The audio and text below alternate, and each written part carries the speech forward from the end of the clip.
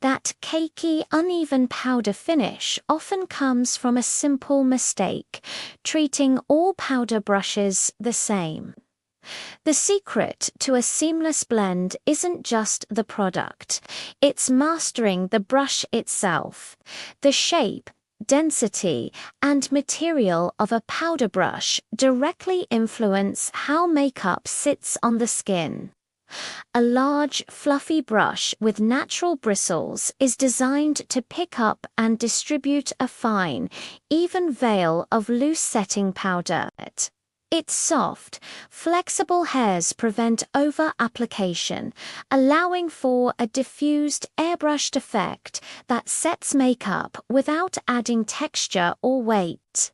In contrast, a denser, more rounded brush, often made with synthetic fibers, offers more control and coverage. This type is ideal for pressed powders, including finishing powders or powder foundations, where the goal is to build coverage or mattify specific areas with precision.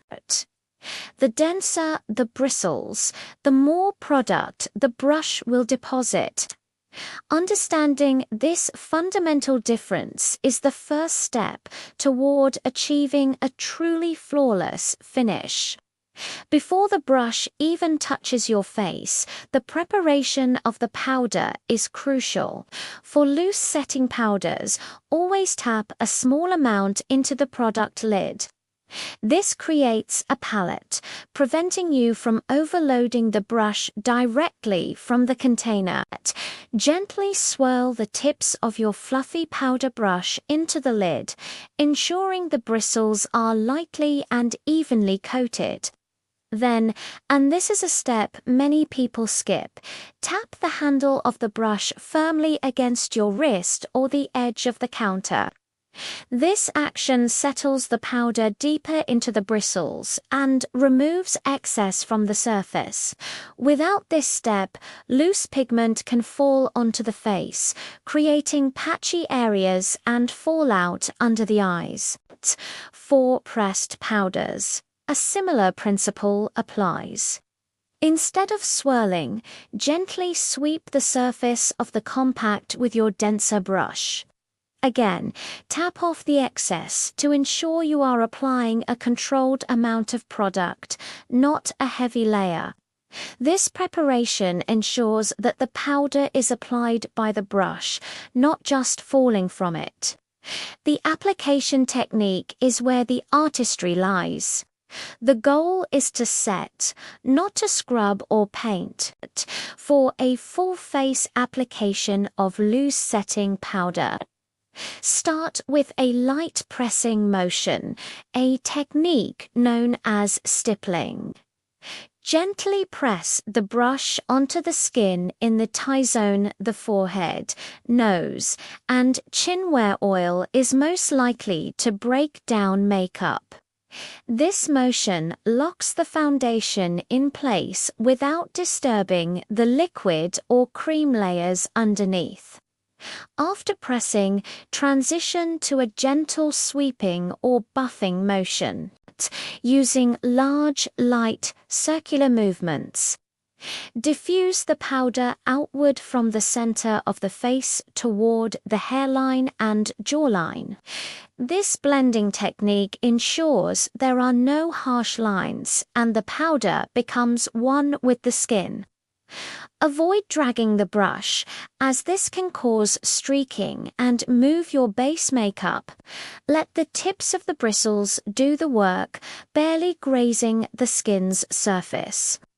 The pressure should be incredibly light, as if you're dusting a delicate object.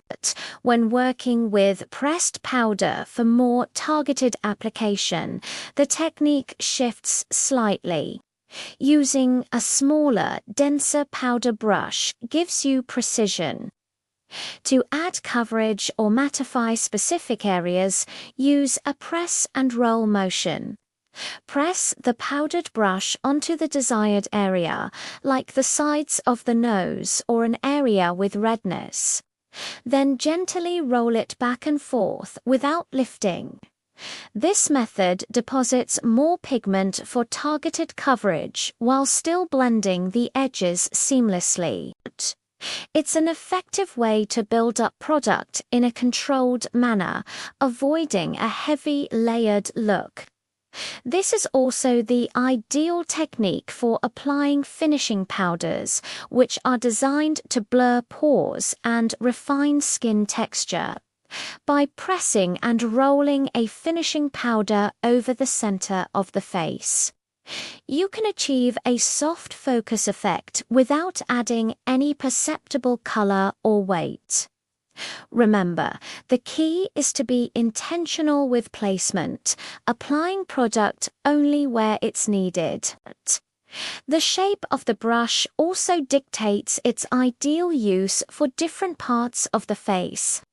A large, round, or dome-shaped brush is excellent for broad, sweeping motions across the forehead, cheeks, and jawline.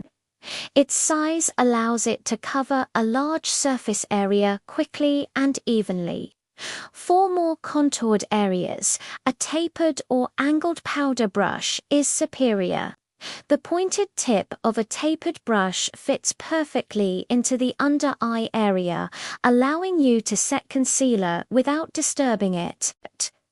It's also great for precise application around the nose and mouth. An angled powder brush, on the other hand, is shaped to hug the curves of the face. It excels at applying powder along the hollows of the cheeks or the perimeter of the forehead, reinforcing contour and adding dimension while setting the makeup. Having more than one type of powder brush in your collection allows you to adapt your technique to the specific needs of each area of your face, leading to a much more polished and professional-looking result. Cleaning and maintaining your powder brushes is just as important as the application itself. Over time, brushes accumulate not only powder but also skin oils, dirt, and bacteria. This buildup affects performance, causing streaky application and preventing the bristles from picking up and distributing product evenly. Furthermore, a dirty brush can transfer bacteria to your skin, potentially leading to breakouts and irritation. For natural bristle brushes, a gentle brush cleanser or baby shampoo works best. Wet the bristles, apply a small amount of cleanser, and gently swirl them in the palm of your hand. Rinse thoroughly until the water runs clear, then gently squeeze out the excess water with a clean towel. For synthetic brushes, which are more resilient, you can use the same method or a specialized brush cleaning solution. After washing, reshape the bristles and lay the brushes flat or hang them upside down to dry. Never dry them upright, as water can seep into the ferrule, loosening the glue and causing the bristles to shed over time. Regular cleaning, ideally once a week, will preserve the integrity of your brushes and ensure a flawless application every time.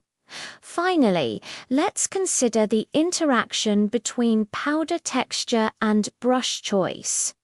Not all powders are created equal. Finely milled, translucent setting powders are lightweight and require a very soft, fluffy brush to maintain their ethereal quality. Using a dense brush would negate their purpose by applying them too heavily. In contrast, powder foundations contain more pigment and binders, requiring a denser brush to buff them into the skin for even coverage. A fluffy brush would simply dust the product around without providing any significant coverage.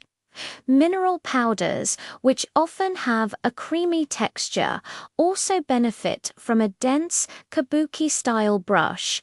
The short, packed bristles are perfect for buffing the product into the skin in circular motions, which warms up the minerals and helps them meld with the skin for a natural, radiant finish. Acknowledging the relationship between product formulation and tool selection is the final piece of the puzzle. The right brush not only makes application easier, but also elevates the performance of your powder, ensuring the finish is always smooth, blended, and imperceptible.